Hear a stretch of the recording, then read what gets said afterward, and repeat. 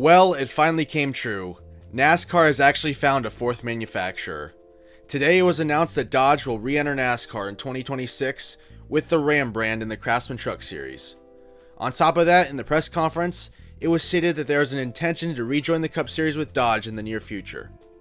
It's awesome to see the Ram back in the Truck Series.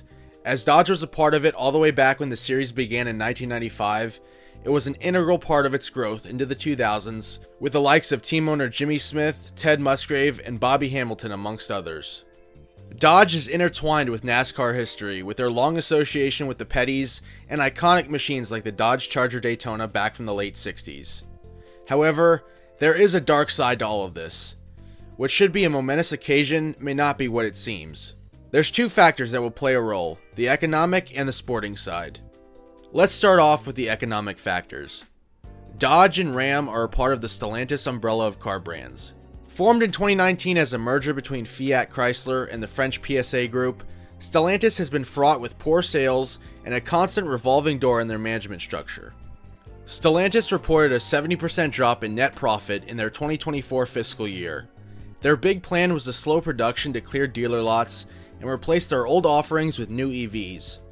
Their plan for the American market was to try to sell an electric Dodge Charger Daytona, which has failed horribly.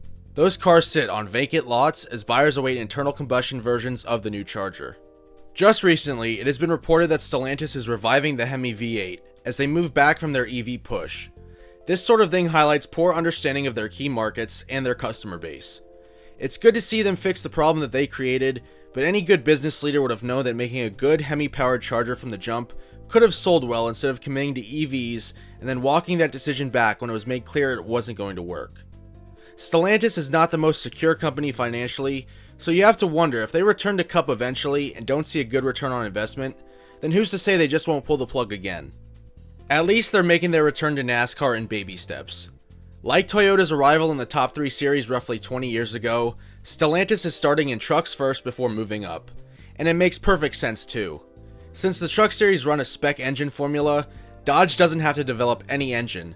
They pretty much just had to design the front nose and the rear clip, and that's why this announcement came so close to their debut even though it's been rumored for months now. However, the more pressing issue I see with this is that after doing some digging, Dodge's return to NASCAR may be a Trojan horse to altering NASCAR forever. In Matt Weaver's reporting on the Dodge rumors back in March, one paragraph in his article stood out to me. Weaver states, Dodge would then target a return to the Cup Series by 2028, with NASCAR working through several options to incorporate various engine platforms under a BOP-style regulation system. This would be done through torque sensors, which have since been added to the 2025 rulebook for test sessions, in advance of this possible solution to incorporating various power plant types. This suggests that NASCAR is more than willing to adjust their rules for prospective automakers to join. A very simplified way to explain a torque sensor is that it's like a mobile dyno because the sensor is mounted on the drive shaft and then it calculates the torque output figure at the wheels. If multiple different engine types came into the Cup Series, NASCAR could try to balance the performance, that's where the acronym BOP comes from, of the differing power plants. BOP already exists in IMSA, and it's tough to get a true balance from race to race and between different track types. NASCAR would be opening themselves to stronger allegations of favoritism and more complaints from the manufacturers who lose out on BOP decisions.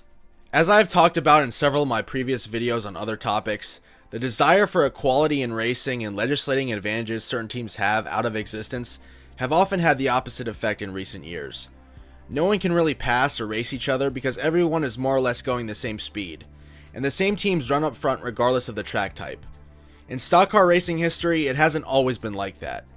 As an example, when Dodge returned originally in 2001, Ray Evernham's cars were excellent on the flat tracks, but lacked speed elsewhere.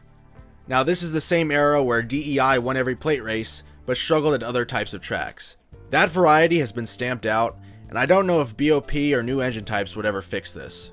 Now many at the time this was reported believed that Stellantis was only willing to enter the Cup Series if they could run an inline 6 or something like that. However, now that the Hemi V8 is going back into production for the Ram 1500, this may no longer apply.